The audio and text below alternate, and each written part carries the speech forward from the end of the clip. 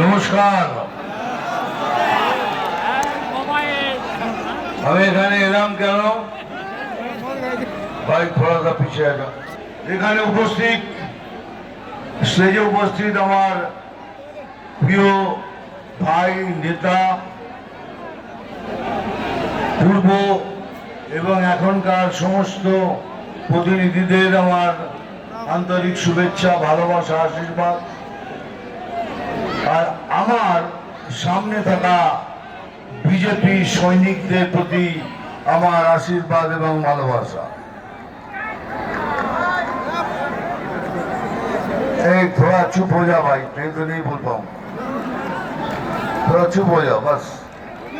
अगर नहीं सुनना है बोलो तो मैं चला जाता हूँ,